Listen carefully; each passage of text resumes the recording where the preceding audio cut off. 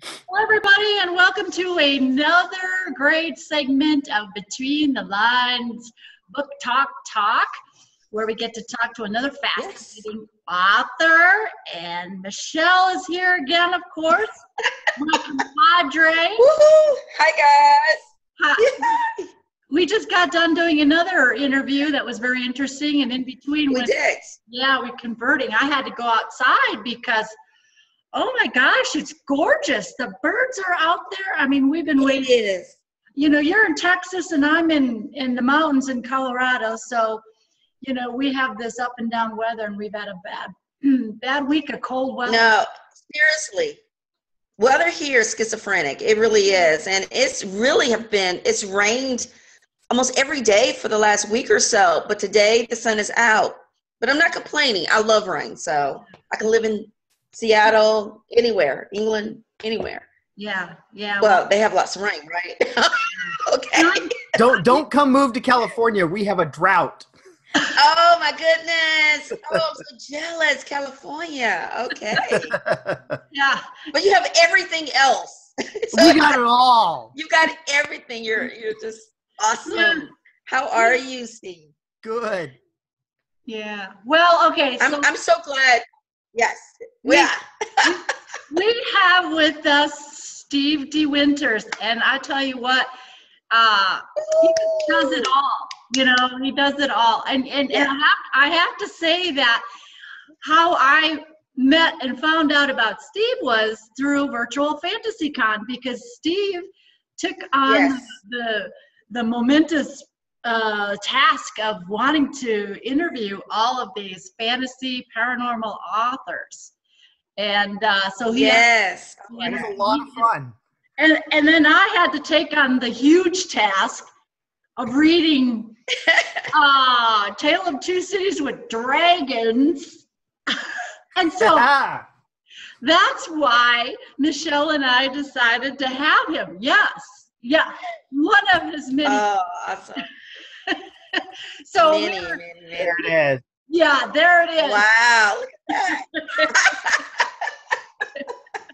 that. There's my name right next to the great Charles Dickens. There you go. All right. So, yeah. Well, I've been looking forward to meeting you. I've seen your name, and I can listen to your voice all day. I just love to hear you speak. You're awesome. And I loved your opening speech for the Fantasy Con. That was awesome. You're a fun guy. That was a lot of fun. I had way too much fun with that. You were awesome. Thank you. You know, and could you tell us about yourself? Oh, go ahead. No, I was just going to say, when I saw what he did as keynote speaker for a Virtual Fantasy Con, I was just like blown away. Yes. You know, with doing our small time show and the little bit of it I do, that my brain can comprehend, it just blows me away at what he did. And he did it so fast. I know. Oh, I did it in a day. And it took me a day. I sat down, I thought about it, and a day later, I'm like, here's your video. And boy, I'm a fast worker. Yeah. I mean, it just blew me away, you know. I mean, it was just fantastic. So, you know, if it's anything like his book. It really was. Go ahead, Michelle. Well, you've read one of my books. We'll get to that. Well, Steve, why don't you tell us about yourself? Tell us about yourself. Okay. So I'm an author. And so I've written tons of books. To my detriment as an author, and especially in today's market, I have not stuck with any one genre. Okay. I have written thrillers, children's story, children adventure, sci-fi, fantasy, the co-author things with the Charles Dickens novels.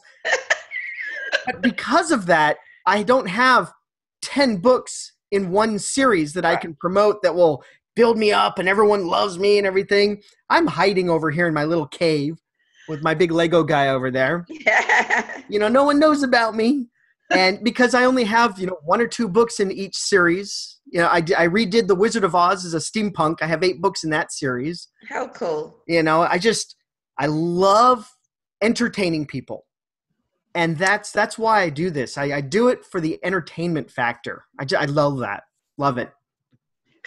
Have you always wanted to write, or it's just this newfound passion of yours within the last few years? I've always wanted to entertain. When I was 8 years old, I would flip myself over in the yard and land on my back because I was going to be a stunt man.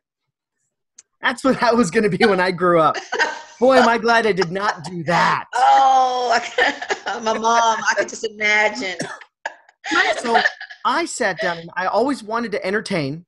Mm-hmm. And I got a theater arts degree for my associate degree from community college. And then met my soon-to-be wife, and she says, I can't be with someone who's going to try to go live in Hollywood and do the Hollywood thing. That's just never going to happen. So I was working in a hotel at the time and said, well, I'll do hospitality management, and worked in hotels for 11 years. Made it all the way up to general manager. Wow. And then said, this is not what I want to be doing. I want to entertain people. So I turned my back on hotels, never looked back, and made a 90-minute action-adventure movie. Available on DVD on Amazon. It's the best thing I can say about it is I've seen worse. I've seen worse on television. So it's okay, but it's not the best. Mm-hmm. And after doing everything with it, because I shot it, I edited it, I got my friend of mine who does really good music to do the music for it. I did the insurance. I did everything for it. And the part that I loved most was writing it. Wow. And I said, okay. So I learned a lot about storytelling a 90-minute movie because it really forces you to tell story and tell it well. And I didn't know what the heck I was doing. So that taught me a lot. And I says, okay, so from this point forward, do I try to do more movies, shorts? This is before YouTube. Mm-hmm. There was nowhere to put my shorts if I made short videos. I would make them and they would hide, Or do I want to be able to, for the same amount of money that it takes to have 2 people sitting in a cafe talking about something, to blow up the Eiffel Tower? Well, that costs the same amount of money when you do it in novel form. It's not more expensive to blow up the Eiffel Tower. Right. So I'm like, I'm going to write novels. So I sat down and started working. I spent 7 more years studying the craft of story. Wow. So self-taught. Very cool. And here I am now with my 30 plus books, and no one knows I exist because they're not all in one thing. That is incredible. 30 books. 30 books. How long does it take you from conception to release, to work with the book, to produce one of your masterpieces? I wrote my very first story. So I got laid off from a job. Here I am. I'm in Silicon Valley, and I'm not in the tech industry. Fool that I am. I could be rich now. Rich, I tell you. So I sat down. I got laid off from a job and said, I'm just going to sit down and write a novel. 6 weeks later, I was done with the first draft. And I didn't publish. And then another 5 redrafts later over the course of another 5 years before that novel finally came out. I said, there's got to be a faster way. So I sat down and worked on how to tell my story at the nuts and bolts, not storytelling, but actually sitting down and how do I write it? What's my pattern for writing so that I can put out a story in a shorter amount of time? So I went and I wrote the first season of Steampunk Wizard of Oz in about 6 months. So that's 6 books. And then I wrote the second series, 4 books. And then I wrote the second series, which is another 4 books in 4 months. So I was getting faster. Well, I wasn't getting faster. My hours were getting longer. And then I sat down and I wrote, the fastest I've written was my 120,000 word. I tried to write a romantic suspense. I said, romance, big genre. I could jump into that, big genre. I can't do romance. Right. My romantic suspense turned into a sci-fi cloning thriller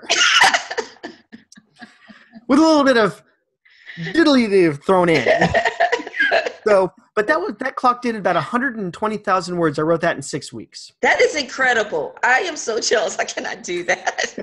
But it was all day, every day. It was 10 to 14-hour days. Okay. And on the weekends as well. So there really put in wasn't that any time. time off. It wasn't a relaxed schedule. Right. And then I sat down and I went and I updated A Tale of Two Cities into fantasy. And I'm like, well, this will be easy. It was not easy.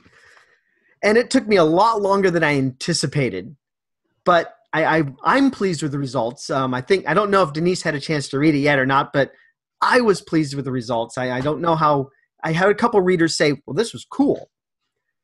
And then I, of course, turned around and did it again. Look at this. With Oliver Twist, Victorian Vampire. I tell you, it was a lot more work than A Tale of Two Cities was, but I like it better. I love A Tale of Two Cities of Dragons, even though, spoiler alert, there's no dragon. But So your stories, these two, you read it. How is it? Steve, can I ask you a question? Are you absolutely? No, I mean this in a good sense. Are you dyslexic? No. Well, I don't think so.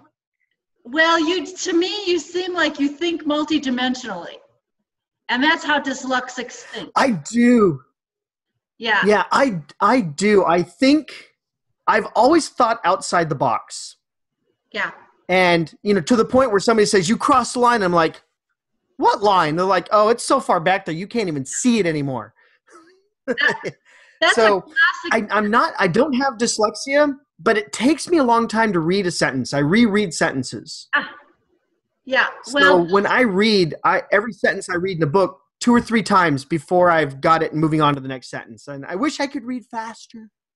I really do. Those are 2 classic symptoms of dyslexia. I'm dyslexic. But I'll tell you, there are maybe it's there. There are actual companies out there who only hire people with dyslexia because actually it's a gift. Because because of we think how they change the way they think. Yeah, we think beyond. You give somebody okay, you go write a book. Most people just write the words. The dyslexic go way. They see the whole picture of it and what goes beyond just writing that physical book. And when I read Tale of Two Cities with Dragons, I can say to him, I don't see a dragon. And then after a while, it clicked in. Aha, dragons and wizards. Aha, I get it. But because of my dyslexia, you left it in true Dickens fashion. I was reading paragraphs over and over and over again because that was my challenge that I set to myself when I redid these Dickens novels is to leave the original story intact. Leave the original text intact as much as possible.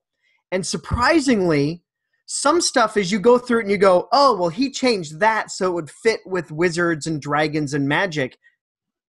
That was already there. There was a lot of stuff in there that I'm like going, wow. It's like Dickens wanted this to be a fantasy novel with magic and wizards, but then just pulled back a little. And I finished it for him. And again, I've got the title, A Tale of Two Cities with Dragons. And you said you spent the whole book going, where's the dragons? And the whole point of Tale of Two Cities is it was about the French Revolution. Okay, that was I was gonna. So A Tale of Two Cities is about the French Revolution, and the story comes in at the point when the aristocracy had pretty much lost its influence, lost its power. The people were rebelling, and they were doing little things. They would rebel a little bit, they would gather, and they would go, the royal guards are coming, and they would run and they would disperse. And Charles Dickens wrote that nobody knew whether the guards came or not because they all just took off. So there wasn't any proof that the royal guards came. And when I read that, I went, change royal guards, because rather than sending the guards out, if I was a wizard, I would send the dragons out to maintain control and keep the peasants down. So that's what they would do. The wizards were in control. They used their magic to keep the crops fertile and to keep everything going well. And if anybody tried to rabble-rousers, the dragons would come out and burn down a whole village, and everybody would fall back in line. Well, we enter the story in A Tale of Two Cities with Dragons after the wizards have pretty much lost their power. The crops are failing.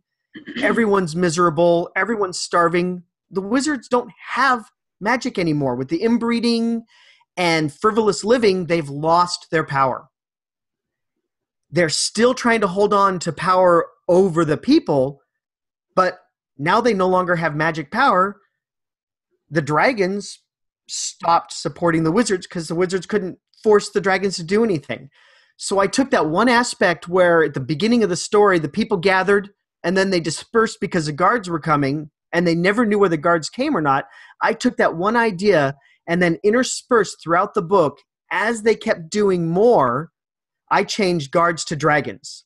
And people didn't know that the dragons ever came back. And so then I went in, and everywhere where it felt natural, I put, and the dragons never came. Wow. So it let people know that they had additional power. And then they went and they killed one of the wizards. And in answer to poor Denice's dyslexia, I spelled wizards with an X. Yep. Wixard. But it still has a Z sound like xylophone or Xerox. Good job. I wanted it to be different, specifically because I wanted it to be different. And so I'm like, well, I haven't seen anybody else spell wizards with an X. I like that. I did it. So there were no actual dragons? Nope, the dragons never came because we enter the story after the wizards have lost their power. Okay. And the dragons are no longer doing their bidding. Wow. But the threat of dragons kept people in line early in the story. And as they progress, and every time they try to do something, then they go and they kill a wizard, and then they all freak out, and the dragons never came. Wow. Then they go and they overthrow the Bastille, and then they freak out, but the dragons never came. Then they go and they start executing everyone, and the dragons never come. Wow. That is incredible. But it didn't sound as good to say A Tale of Two Cities without dragons. Didn't sound as cool. How do you decide which one you're going to adapt or change? Which classic? So I got the concept from Pride and Prejudice and Zombies. Yes. That was the book I heard about. And I'm all, cool. That's a great idea. I should do something like that. Yes. So I started looking through all the books that are out in the public domain. And I'm all, the ones I like most are the Robert Louis Stevenson ones, but they're already great. There's nothing I can do to them. You know? And I wanted to still maintain the flavor that the original story had, you know, because Pride and Prejudice and Zombies kind of throws in a B-movie horror schlock aspect to it. It really changes the flavor of the story. I didn't want to do that. I wanted to leave the original story alone and apply specific, carefully thought changes, you know, that would do that.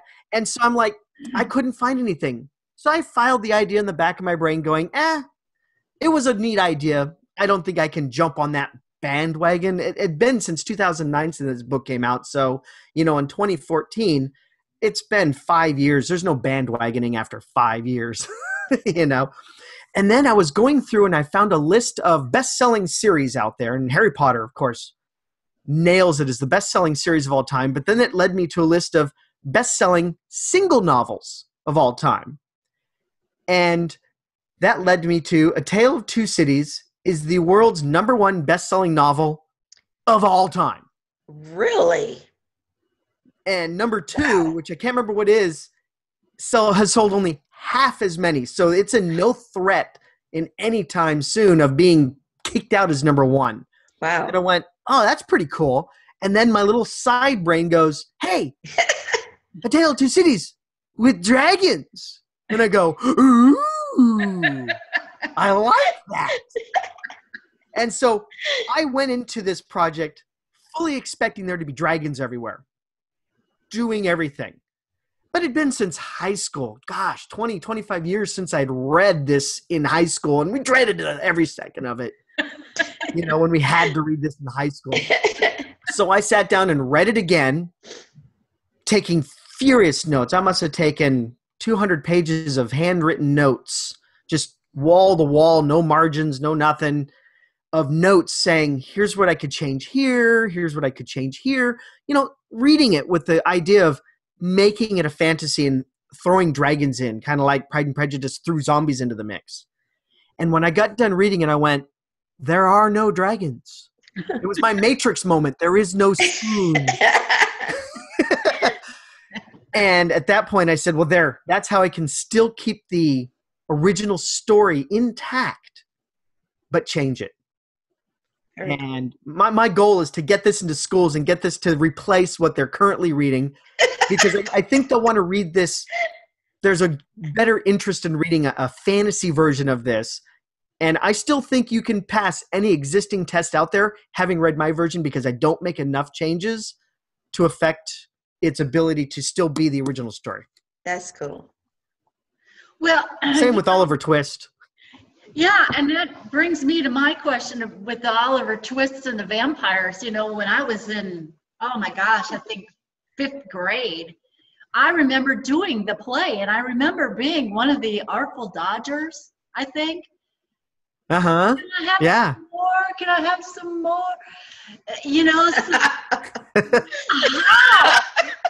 Without spoiling, I know we just spoiled the hell out of Dragon Tale of Two Cities. You know what?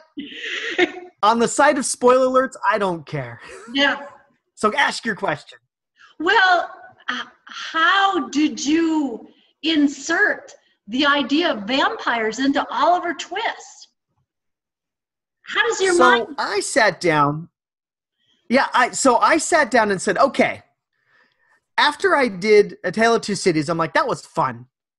I said, is there anything else I can do? So I looked through the other things from Charles Dickens. I'm like, okay, I should at least do Charles Dickens again. I'm always doing something different.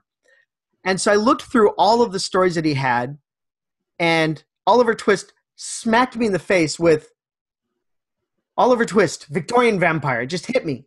I didn't come up with the idea. It was just in the universe, and it hit me in the face. And I'm like, oh, that's cool.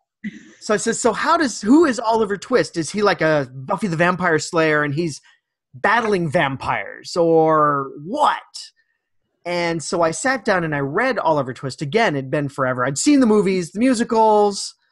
I have the musical on DVD. I have another version of Oliver Twist. I think I found on YouTube a 3-hour BBC adaptation of Oliver Twist. So I watched all those, and I went and I read the book with the idea of, can I?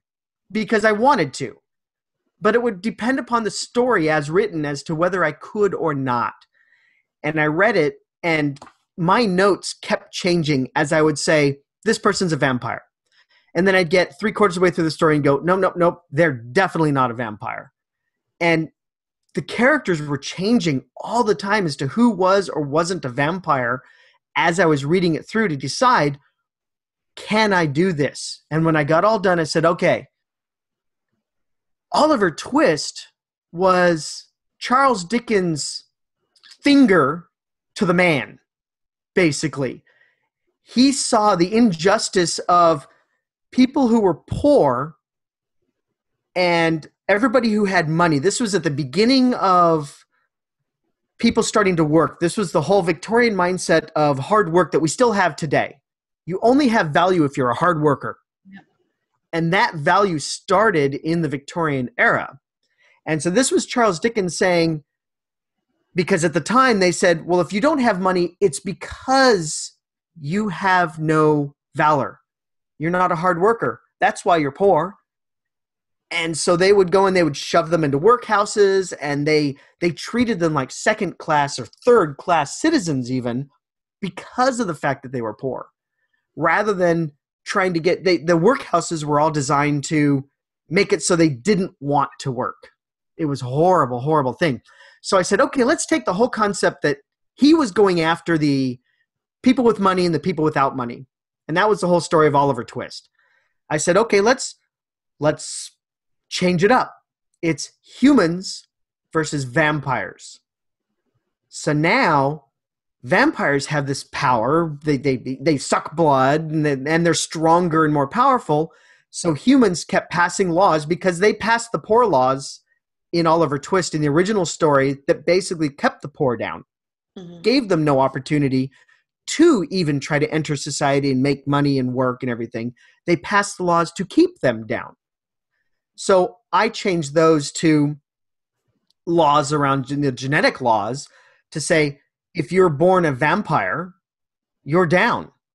You cannot enter polite society. That's for humans.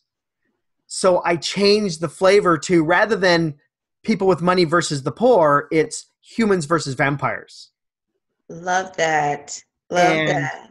And there was one character in here, the Bill Sikes character. He becomes the villain near the end of the story. And I went and I said, cool. So I went and I added a chapter at the beginning, which gave him the motivation, because that's one thing that Charles Dickens left out. He wrote this novel over the course of like 40 weeks because he released it once a week in bits. So when he brought in his villain near the end, there was no mention of the villain anywhere near the beginning of the story. He just said, hey, let's have a bad guy now, and just threw him in. And because the rest of his story had already been out and published and read, he couldn't go back and sprinkle anything in, but I could. So I gave our villain a reason. I won't spoil that. Okay. Very cool. Very, very cool. Go ahead, Michelle. It's your turn. All right.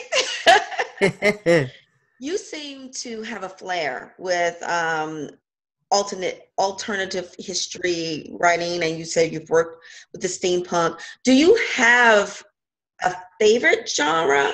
Or, I mean, I know you write in all, but do you have a favorite one? I know that's like asking a parent to pick a favorite child, but.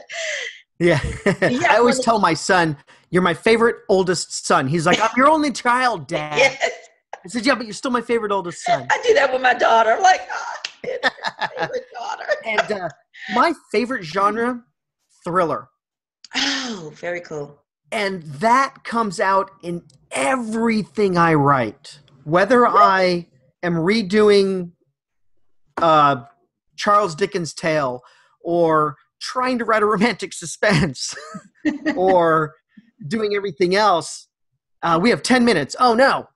So thriller, that's my favorite genre. And it comes out in everything I write. Even the stories I write for kids, total full-on thriller with thriller quality villains. Wow. Very cool. Well, I love thrillers. I could see you doing something with Jack the Ripper. You know, I thought about using Jack the Ripper and Oliver Twist, but it didn't fit the story. Yeah. And I've got ideas for Jack. Well, mostly involving time travel. Well, you know, they think that he made it to the United States. So, you know, you could go, come on, you could go all wild with that one. Yes. And I've also got plans for Oliver Twist for the future of writing sequels. Okay. Where because he's a vampire and he has this incredible strength, he then goes to start to fight the darkness all around him. And so he becomes almost kind of like, you know, Angel from Buffy the Vampire Slayer, where he's a vampire, but he's battling bad guys. That's cool. So I've thought of doing Oliver Twist and continuing on where he continues on to battle things where he would come into contact with Jack the Ripper or things like that, but more supernatural aspect because of the vampire angle. Yeah. So, very cool. Yeah. Well, We're cute. Christmas Carol. That's another one. It's already got ghosts. Yeah. That one's so good. There's nothing I can do for that one. It really isn't. That one's so.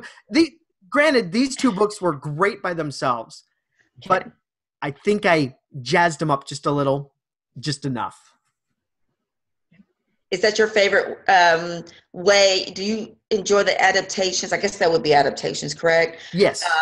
Versus, more of the original concept books, or I enjoyed the process for both. I love creating my own thing. When I redid The Wizard of Oz as a steampunk, I redid it entirely, all my own. You did. Whereas with the Charles Dickens ones, I left them intact. They're still the original. And, as Denice found out, very hard to read that Victorian style of writing. Try writing like it. Yeah. I wanted my chapters to blend in seamlessly so you didn't know that was my chapter. Right. Whenever I added something to it to make my story complete. And that was tough. Yeah. Because I'm a short, sweet, boom, boom, boom. As soon as two characters have more than 3 sentences of dialogue back and forth, I have something exploding, bursting into flames, crashing. I like action and thriller. Well, that's what I'm. Very good. We forgot the craft of writing a full-page sentence. Yeah, we did. The 8-page sentence. Yeah. I mean, now it's That's true. we chop it up and it's bang, bang, bang, bang, bang, bang, bang. We've just, and that's the thing. It's a tweet. You have to read that book just because it takes you back to where they were, where Dickens was then, versus where we are now and how we write now. I mean, it's, literature. A literary read is, when you're done reading it, you just kind of go, I read it and I'm still alive. It didn't kill me. I was pretty sure by chapter 20 I was a goner. Yeah, and it was good. Wow. And after doing both of these Dickens novels and mimicking his style, it made me a better writer. So I went and I wrote my own novel, A is for Apprentice, which is a full-on fantasy thing. And I felt that the writing was stronger in that because of how deep I had gotten into working as Charles Dickens almost. Very cool. And it made my writing better for it. Well, they didn't have TV or anything, so that was their entertainment, that long, flowery, detailed description. But you're right, Denise, and Steve, I guess we have to get beyond reading in tweets. And it's hard for me. I mean, I've gotten so accustomed to, if it's not, too long, I'm like, oh no, but you're right. We do need to go back. So exactly. Steve, it has been awesome having you here. Oh my gosh, hey. You are 2, 3, 4 shows. You know what I mean? You really are. Thank you very much for having me. This was a great time. You are awesome. How can everyone touch base with you, grab copies of your books? You can check me out on my website, stevedw.com.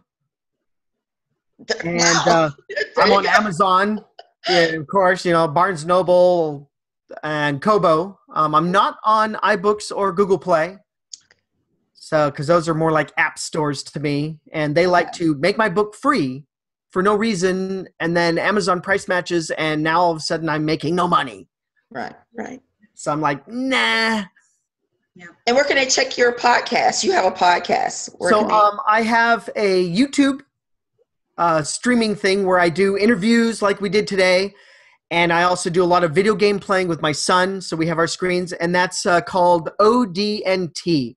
Old Dog, New Tricks. Okay. And so if you just go to YouTube and type in ODNT, I'll be the top one. You'll see a nice picture of a dog, a cartoon dog face. And that represents me, the old dog. Awesome. Well, very nice meeting you. I had a great time. Oh, it was great. So thank you very much, Michelle. Thank you, Denise. Denise. Yeah, it was. No. And, Steve is so energetic. And, so I knew it was going He is. I just knew it was going to be a great Fun. talk, So, but we look. You got to come back. We do. I'd love to come back. Oliver Twist, when you get Oliver Twist 2 going, come back, or even before that. Yes. I mean, how many? Yes. You have 30 books. So, I mean, we have a lot to talk about. A lot to talk about. Yeah. So here's some of my big ones. Look at that. And then I've got a whole bunch of shorter ones. So my Steam, I have my own shelf rack. That is so cool. But unfortunately, I know we only have like 2 minutes left. Writing for me is going to kind of slow down for now because I'm actually starting here in Silicon Valley a literary journal. And I'm publishing everybody else's short stories and poetry. I'm starting a paying market for writers. So you got to come back and talk about that. What a concept. Yeah, and because it's so hard out there to get paid for your writing. Right. And so I'm like, and I live in the heart of technology central, and the art scene here is just almost non-existent.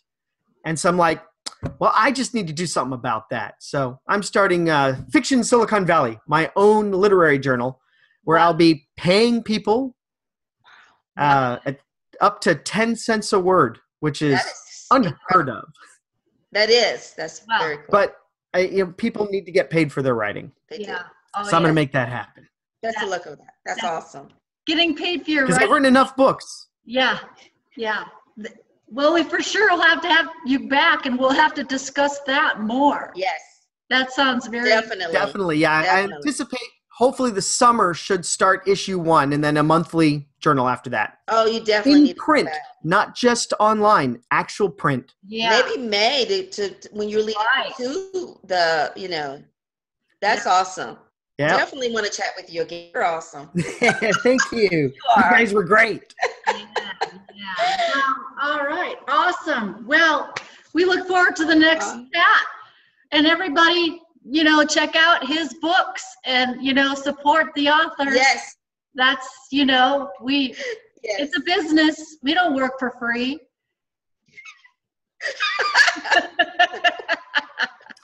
All right, guys. I always told people, we have less than a minute left. I always told people, I must be working for love because I'm not making any money. We all are. We do it because we have to. We do it because we have to. Yes. Yeah. So Exactly. All right. Adios, amigos. All right. Okay. Bye. Okay, bye. Bye.